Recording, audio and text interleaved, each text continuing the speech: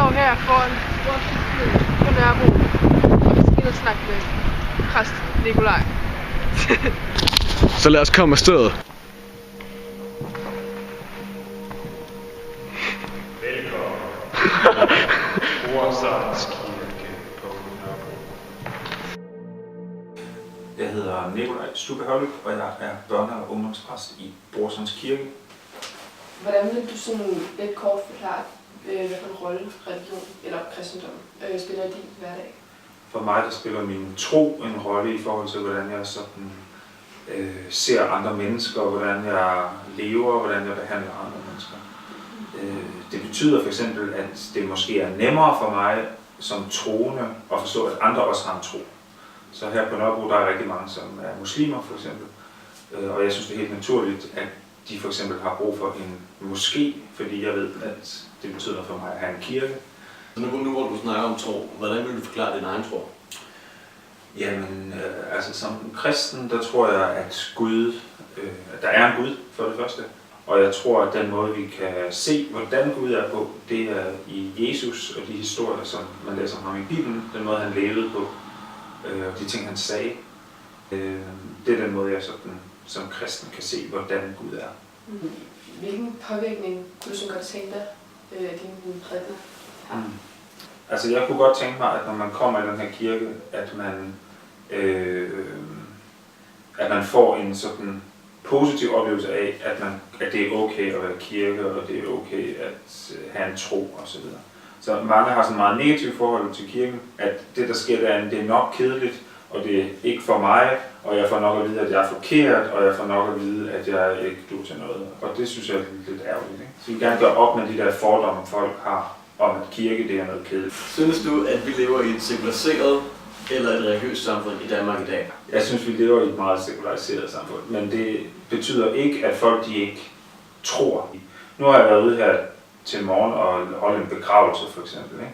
Og det er måske der, hvor man tydeligt ser, at kirken og troen betyder noget for mange. Det er, når vi mister en, eller når vi får et barn og holder barnedåb, eller når vi skal giftes og finder kærligheden og sådan. Ja. Så er der mange, der ligesom fornemmer, at der er noget, der er større end mig selv, og har brug for, at der er en, der sætter nogle ord på i de situationer. Mange vi har snakket med, de siger, at den slags ting som kirke, konfirmation og den slags, det er blevet en tradition snarere end en trosretning. Selvom det er en tradition, så tror jeg stadig, det er noget, der betyder noget for folk. Okay. Fordi de kunne jo bare lade være. Jeg tror, at kirken betyder mere for folk, end de sådan lige vil sige, eller kan formulere.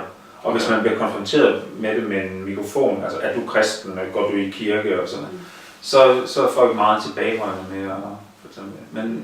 Men jeg oplever faktisk, at det betyder en del mere for folk, end de egentlig vil sige. Nu sagde du, at du har arbejdet i Indien også. Ja. Kan du se nogen forskel på Indien og så Danmark? Ja, det kan man sige. Der, altså i Indien, det er jo ikke et sekulariseret samfund på den måde. Der fylder religionen rigtig meget for næsten alle mennesker. Så der er det med i alt, hvad man gør og alt, hvad man tænker. Så det er sådan, som det måske var tidligere i Danmark, at troen fylder meget mere. Altså. Så du synes, at altså, i dag kristendommen her i Danmark, den har så udviklet sig til noget bedre efterhånden? Det er et godt spørgsmål. Jeg synes ikke, at kirken nødvendigvis har udviklet sig til noget bedre. Jeg synes, at mange steder der er kirken stivnet og kedelig, og den er blevet simpelthen for fjern for folk. Ikke? Så den måde, vi læser Bibelen på, den måde, vi læser teksterne på og sådan noget, det har udviklet. Det skulle i hvert fald gerne. Det skulle jo nødt være sådan, at når man går ind i kirken, så skal man lægge sit hoved udenfor, og må ikke tænke, og må ikke tage de ting med, som vi ved er naturvidenskabelige facts og sådan noget. Så hvis jeg står inde i kirken og hævder, at jorden er skabt på 7 dage, så er kirken jo et sted, som man ikke kan bruge til noget. Vi er jo så i Danmark, er jo så statskristen. Bør man skille det ad, eller bør man have det sådan fortsat? Personligt synes jeg, at det kunne være sundt, at stat og kirke blev skilt fra hinanden. Fordi der er ikke rigtig nogen grund til, at jeg skulle forsøge at lave kirke på en god måde. Fordi jeg er jo statslønnet, og jeg får min løn uanset hvor mange der kommer.